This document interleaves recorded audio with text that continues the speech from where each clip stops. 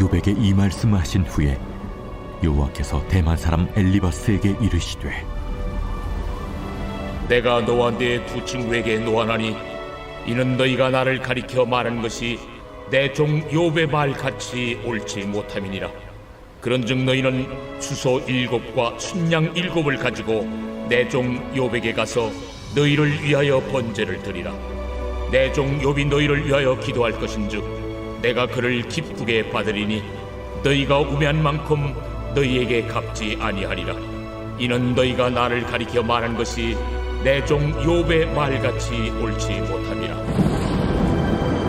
이에 대만 사람 엘리바스와 수아 사람 빌닷과 나아마 사람 소발이 가서 여호와께서 자기들에게 명령하신 대로 행하니라. 여호와께서 욥을 기쁘게 받으셨더라. 욥이 그의 친구들을 위하여 기도할 때 여호와께서 욥의 곤경을 돌이키시고 여호와께서 욥에게 이전 모든 소유보다 갑절이나 주신지라. 이에 그의 모든 형제와 자매와 이전에 알던 이들이 다 와서 그의 집에서 그와 함께 음식을 먹고 여호와께서 그에게 내리신 모든 재앙에 관하여 그를 위하여 슬퍼하며 위로하고 각각 게시타 하나씩과 금고리 하나씩을 주었더라. 여호와께서 욥의 말년에 욥에게 처음보다 더 복을 주시니 그가 양 14,000과 낙타 6,000과 소 1,000여리와 암나귀 1,000을 두었고 또 아들 7과 딸 3을 두었으며 그가 첫째 딸은 여미마라 이름하였고 둘째 딸은 그시아라 이름하였고 셋째 딸은 게렌 합북이라 이름하였으니 모든 땅에서 욥의 딸들처럼 아리따운 여자가 없었더라. 그들의 아버지가 그들에게 그들의 오라비들처럼 기업을 주었더라. 그 후에 욥이 140년을 살며 아들과 손자 4대를 보았고 욥이 늙어 나이가 차서 죽었더라.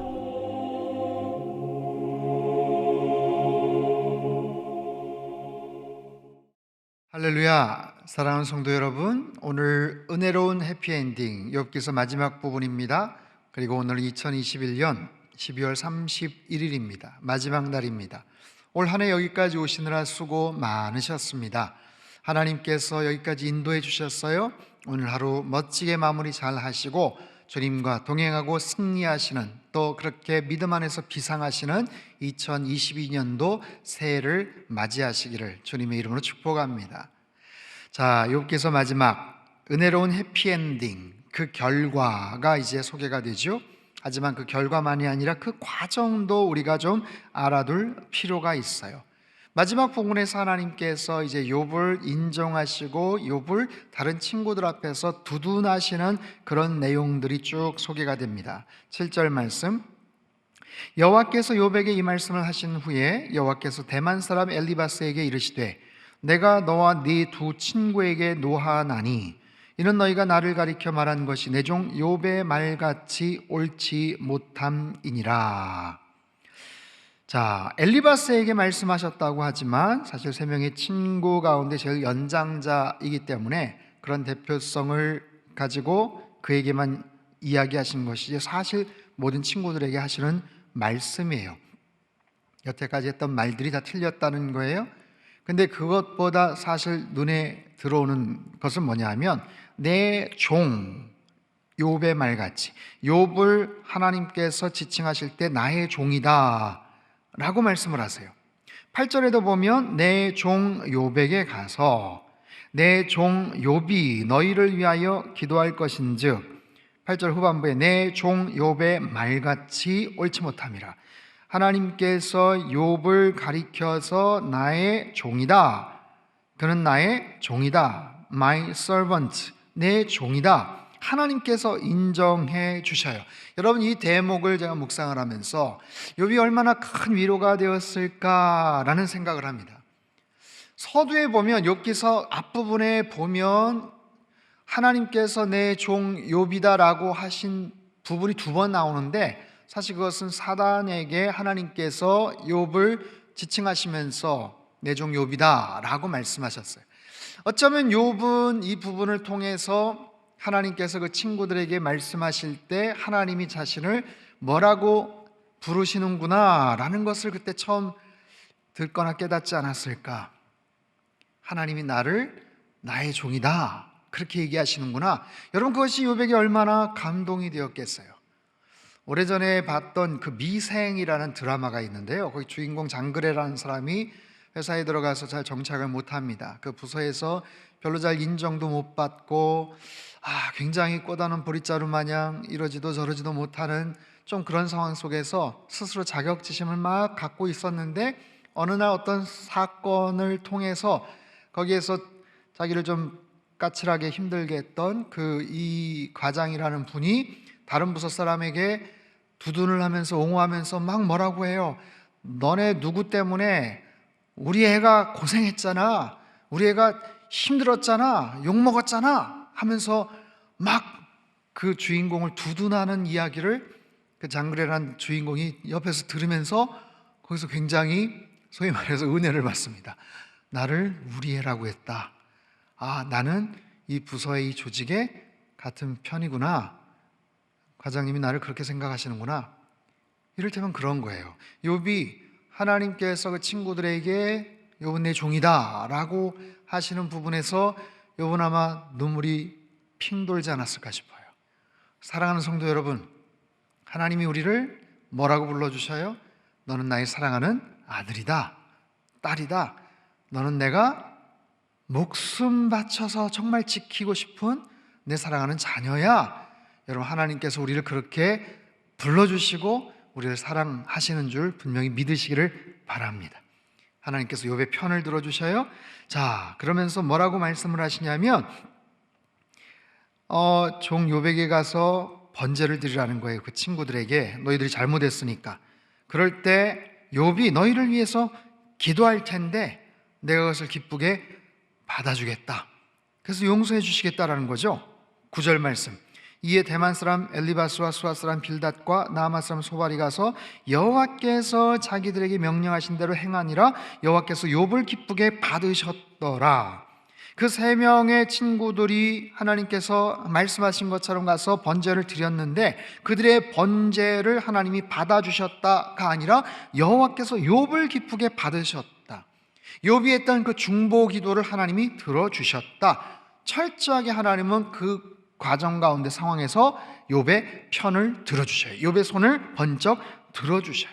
용서하시는 하나님, 용서하시는 하나님, 하나님의 용서 뿐만 아니라 욥이 친구들을 용서했다라는 것을 알 수가 있죠. 10절 말씀. 욥이 그의 친구들을 위하여 기도할 때 여호와께서 욥의 곤경을 돌이키시고 여호와께서 욥에게 이전 모든 소유보다 갑절이나 주신지라.